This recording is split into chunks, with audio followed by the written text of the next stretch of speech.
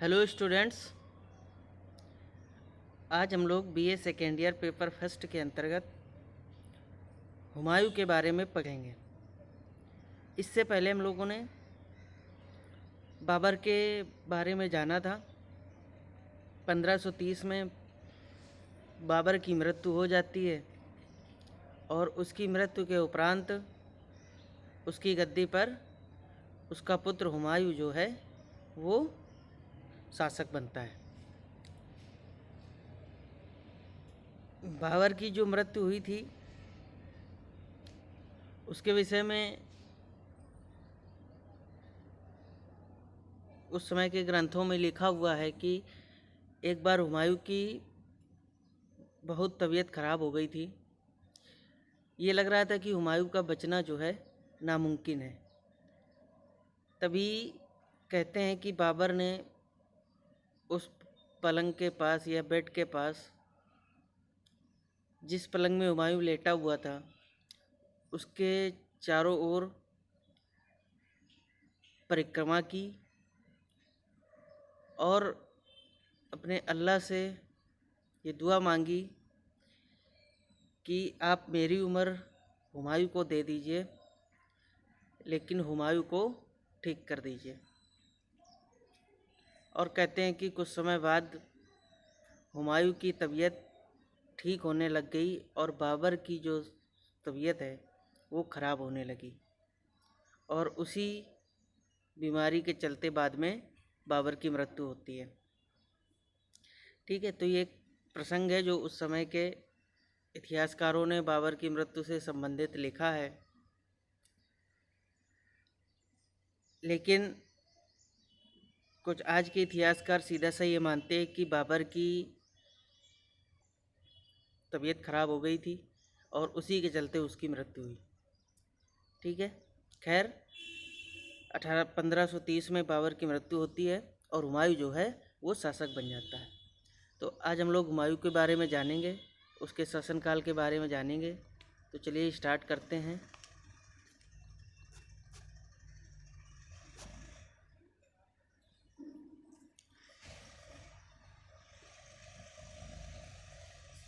बाबर की मृत्यु के बाद उसका बड़ा पुत्र जो है हुमायूं शासक बना।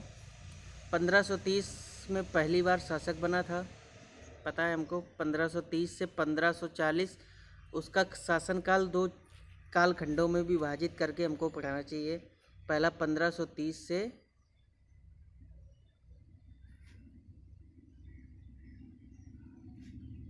1540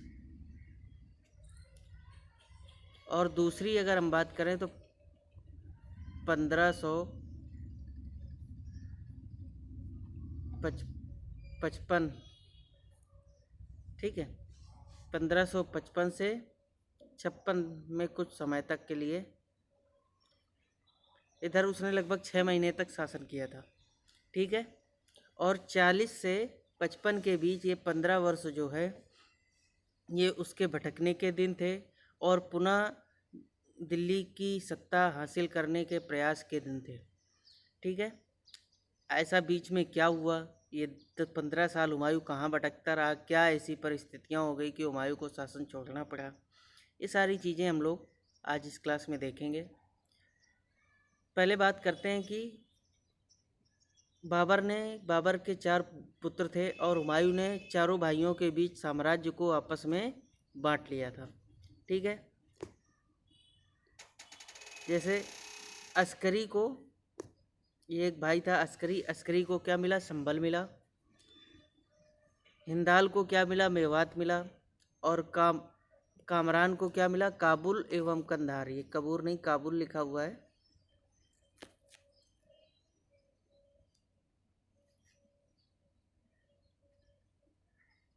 काबुल और कंधार दिया गया। इसके बाद में कामरान ने पंजाब, मुल्तान और हिसार पर भी कब्जा कर लिया था। ठीक है, दिक्कत ये हो गई कि हुमायूं के लिए ये सबसे बड़ी समस्या हो गई कि उसने साम्राज्य को भाइयों के बीच बांट दिया और ये भाई ऐसे थे कि इन लोगों ने कभी भी हुमायूं का साथ नहीं दिया और उसी की वजह से हुमायूं को अपने राज्य से हाथ धोना पड़ा। दूसरी चुनौती ये थी कि शेर खान, जो शेर शाह सूरी के नाम से बाद में प्रसिद्ध हुआ, वो अफ़गानों का एक सबसे बड़ा नेता उभर कर सामने आ गया था हुमायूं के सामने। ठीक है, तो वो एक बड़ी चुनौती थी। और तीसरी जो बात थी हुमायूं का, कि हुमायूं चारित्रिक रूप से शेर शाह सूरी की अपेक्षा कमज़ोर था। ठीक है, कई अवसरों पर वो जो है आराम परक्त हो जाता था और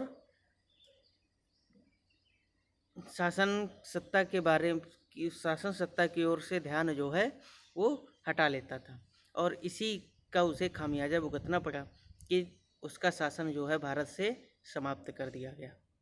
ठीक है, बाकी एक दयावान मनुष्य के रूप में कहते हैं कि हुमायूं बहुत दयालु प्रकृति का व्यक्ति था, और उस लोगों के प्रति उसके मन में बड़ा, अपने प्रजा के प्रति बड़ी ही दयालुता उसके मन में भरी रहती थी। तो कुछ अच्छी बातें भी थीं और कुछ बुरी बातें भी थीं। और तीसरी जो बात थी वो उस समय की परिस्थितियां भी थीं। और चौथी बात कि उसके जो भाई थे वो कभी भी उसके पक्ष में या उसका साथ नहीं दिया, और इसी की वजह से हुमायूं जो है परास्त हुआ। आरंभिक शासन की बात करते हैं तो हुमायूं के शासन के आरंभ में काफ़ी विकट समस्याओं का सामना करना पड़ा। सर्वप्रथम उसे वित्तीय समस्याओं का सामना करना पड़ा। हुमायूं ने साम्राज्य को अपने भाइयों के बीच बांट दिया था, परंतु उसके भाइयों ने कभी सहयोग नहीं किया। ठीक है, जो मैंने अभी बताया। कुछ समय पश्चात ही शेर शाह सूरी ने उसे हराया और स्वयं शासक बन बैठा। शासन गंवा देने के बाद हुमायूं को काफ़ी परेशानियों से जूझना पड़ा। उसे ईरान के शाह के यहाँ शरण लेनी पड़ी।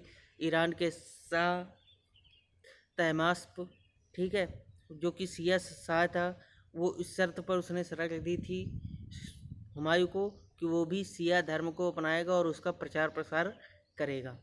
ठीक है, मोस्ट इम्पॉर्टेंट फैक्ट हो जाता है सीधा क्वेश्चन कि क्या हुमायूं ने शिया धर्म को अपनाया था? तो हाँ, उसने अपनाया था जब वो फारस पर गया था। कुछ वर्षों के लिए साम्राज्य को वापस पाने के पश्चात उसने साम्राज्य को वापस पाने का प्रयास करने लगा। शेर शाह की मृत्यु भी हो चुकी थी। जो भारत में उस समय सूर्यवंश स्थापित हुआ था, उसका भी नियंत्रण जो है खो रहा था, और उसी की वजह से शासन जो है वो उसको पुनः प्राप्त हुआ। ठीक है, यानी कि शेर शाह के मृत्यु के बाद जो उसके उत्तराधिकारी थे वो उतने सशक्त साबित नहीं हुए, और उसी की वजह से हुमायूं को जो है सफलता प्राप्त हो सकी। प्रारंभ करते हैं हुमायूं के कुछ प्रमुख अभियानों के बारे में, युद्धों के बारे में। इस 1530 से 1540 के बीच के प्रमुख युद्ध, इसमें सबसे पहला कालिंजर का युद्ध। ठीक है, यह अभियान हुमायूं ने कालिंजर के शासक प्रताप रुद्र देव के विरुद्ध चलाया था।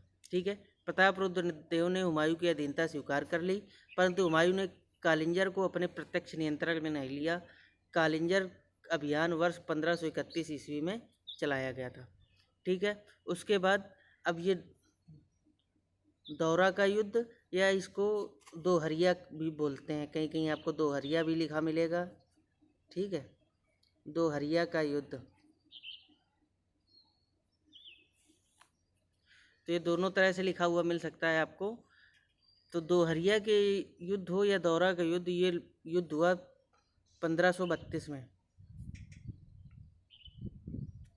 और ये किसके खिलाफ था? अफ़गान सेना के खिलाफ था, और अफ़गानों का जो इस समय नेता था वो था महमूद लोदी।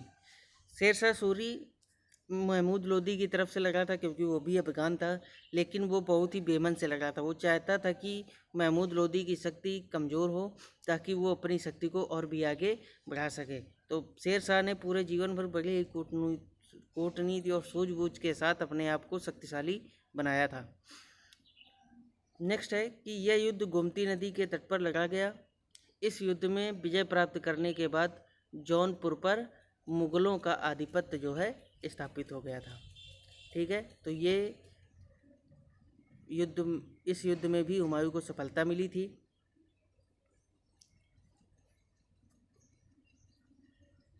नेक्स्ट है बहादुर शाह के साथ संघर्ष।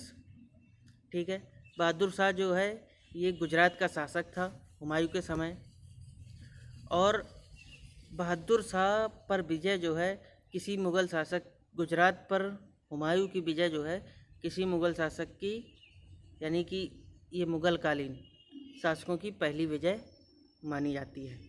उसने 1531 ईस्वी में मालवा पर अधिकार किया था। किसने? बहादुर शाह ने। इसके बाद 1532 ईस्वी में बहादुर शाह ने रायसीन पर अधिकार स्थापित किया। इसके अतिरिक्त उसने चित्तौड़ व अजमेर को भी अपनी अधीनता में ले लिया था। वर्ष 1534 ईस्वी में अजमेर तथा चित्तौड़ ने बहादुर शाह के साथ संधि की। बहादुर शाह ने हुमायूं के विरोधियों की सहायता की, और ये इसी समय कर्णावती की कहानी मिलती हम लोगों को। आपने सुनी होगी कि चित्तौड़ की रानी थी कर्णावती, जिन्होंने हुमायूं को राखी भेजी थी और ये कहा था कि वो बहादुर शाह से हमारी मदद करे आके। लेकिन बहादुर शाह का भी इसी समय एक संदेश आया था हुमायूं के पास, और उसने ये कहा कि वो अभी आक्रमण ना करे, अभी वो इन काफिरों को उसको सबक सिखा लेने दे, उसके बाद फिर वो आक्रमण कर सकता है। और इस पत्र के बदले हुमायूं जो है वो शांत बैठा रहा और कर्णावती की मदद नहीं की थी।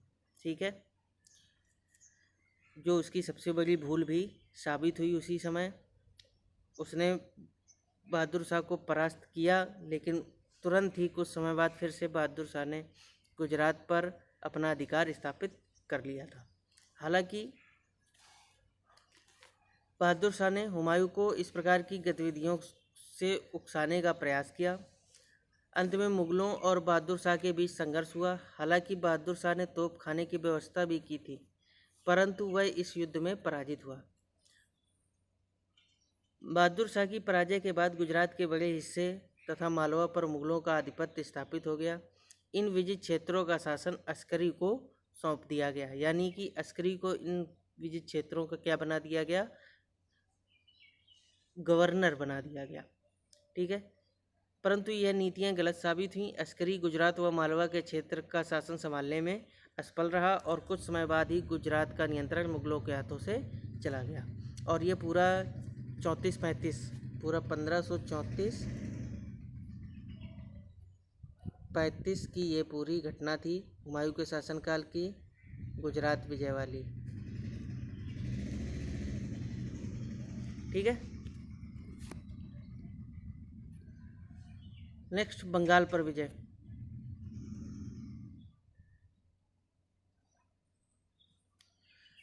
बंगाल पर विजय जो है 1537 ईस्वी में हुमायूं ने चुनार पर आधिपत्य कर लिया। उस दौरान शेर खान ने बंगाल पर कब्जा कर लिया था। ठीक है, बंगाल को शेर खान जीत चुका था, तो उसको परास्त करने के लिए बंगाल के शासक ने हुमायूं से मदद मांगी। हुमायूं यहाँ से निकला और पहुँचा सबसे पहले कहाँ? चुनार। 37 ईस्वी में वो चुनार पर घेरा डालता है। उसके बाद तब तक शेर खान जो है बंगाल में काफ़ी लूटपाट कर चुका था, और जो उसने वहाँ से माल प्राप्त किया था वो सारा माल जो है गौड़ से निकाल करके, जो कि बंगाल की उस समय राजधानी हुआ करती थी, वहाँ से रोहतासगढ़ जो उसने अपना दुर्ग बनाया था, उस जगह जा कर के पूरा खजाना और अपने परिवार को सुरक्षित कर लिया था। ठीक है, जब हुमायूं वहाँ पहुँचा तो शेर खान वहाँ पहले से ही निकल चुका था, और हुमायूं जब वहाँ पहुँचा तो वो बिल्कुल वीरान था। उसकी वीरानियत को देख करके हुमायूं ने गौड़ का पुनर्निर्माण किया और उसका नाम फिर जन्नताबाद रखा था।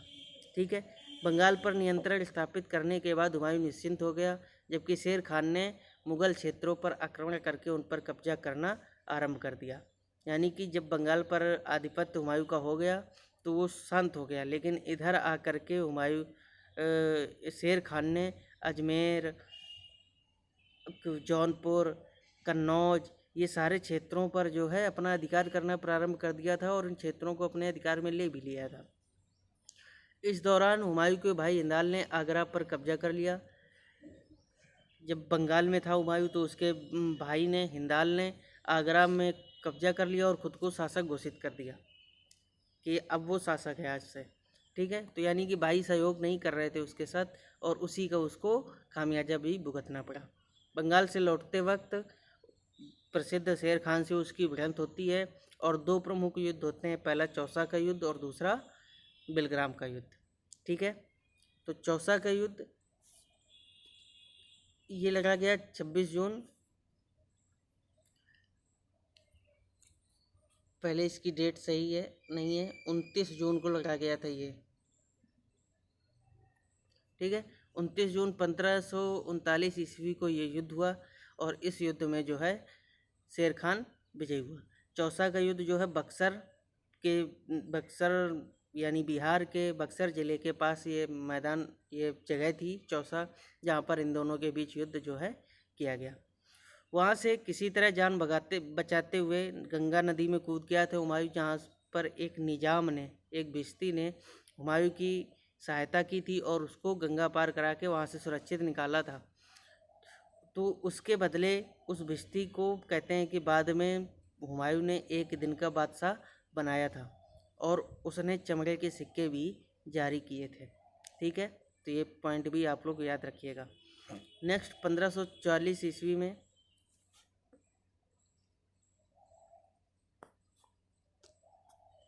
17 मई 1540 को कन्नौज में गंगा नदी के तट पर शेरशाह और मुगलों के बीच फिर से युद्ध होता है। लेकिन इस युद्ध में कहते हैं कि एक तरह से मुगल सेना जो है बिल्कुल युद्ध ही नहीं कर पाई और युद्ध करने के दौरान ही भाग खड़ी हुई। ठीक है। उसने युद्ध में मतलब उसको ये लगा कि अब हम जीत पाएंगे नहीं और इसी वजह से वो वहाँ से सीधे भाग खड़े हुए और हुमायूं को भारत की गद्दी छोड़ करके ईरान की ओर भागना पड़ा। ठीक है। और इस प्रकार दिल्ली पर शेरशाह का कब्जा जो है स्थापित हो गया। नेक्स्ट है सत्ता पर वापसी। इसके लिए उसने 2 युद्ध किए बाद में। पहला, शेरशाह से हारने के बाद हुमायूं भागकर ईरान चला गया। कुछ समय पश्चात उसने सत्ता पुनः प्राप्त करने का प्रयास किया। हुमायूं ने 1553 ईस्वी में कामरान को हराया। कामरान को हराने के बाद वह पेशावर की ओर आगे बढ़ा। वर्ष 1554 में हुमायूं ने लाहौर पर विजय प्राप्त की। इसके बाद हुमायूं आगे बढ़ते हुए पंजाब होते हुए लुधियाना के निकट मच्छीवाड़ा पहुंचा। मच्छीवाड़ा में हुमायूं ने सिकंदर सूर के गवर्नर तातार खां को पराजित किया। ठीक है। तो याद रखना, सिकंदर सूर के बीच ये युद्ध लड़ा गया था मच्छीवाड़ा का और जिसमें हुमायूं जो है विजित रहा था। नेक्स्ट है सरहिंद का युद्ध 22 जून 1555। इस युद्ध में बैरम खान ने मुगल सेना का नेतृत्व किया। इस युद्ध में भी मुगल सेना विजयी हुई। इसके पश्चात मुगल सेना ने दिल्ली, आगरा तथा उत्तर भारत के अन्य क्षेत्रों पर अपना कब्जा जो है स्थापित किया। इसके बाद 23 जुलाई 1555 ईस्वी को हुमायूं ने पुनः मुगल साम्राज्य की सत्ता को संभाला और शायद जनवरी या फरवरी 1556 में ही हुमायूं की मृत्यु हो जाती है। उसने दिल्ली में एक दीन पनाह शहर बनाया, दीन पनाह नामक शहर की स्थापना की।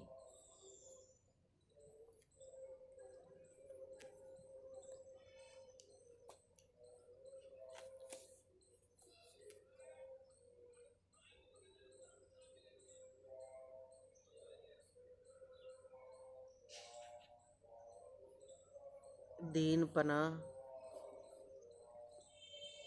नामक शहर की स्थापना की और इसी की पुस्तकालय की सीढ़ियों से लड़खड़ाता हुआ अचानक वो एक दिन गिर गया और उसकी मृत्यु हो जाती है। तो उसकी स्मृति पर डॉक्टर लेन पोल जो एक प्रसिद्ध इतिहासकार हुए हैं, उन्होंने ये हुमायूं के बारे में लिखा कि हुमायूं जीवन भर भटकता रहा और या लड़खड़ाता रहा और लड़खड़ाते हुए ही उसकी मृत्यु हो गई। ठीक है। तो ये था पूरा हुमायूं का शासन और इसके समय जो स्थापत्य चित्रकला की जो भी विकास हुआ उसको हम लोग एक अलग सेक्शन में, जब हम पूरी मुगल कालीन चित्रकला और स्थापत्य कला पढ़ेंगे तब वहाँ पर वो सारी चीज़ें डिस्कस करेंगे। ठीक है। तो आज की क्लास हम लोग यहीं पर समाप्त करते हैं। Thank you.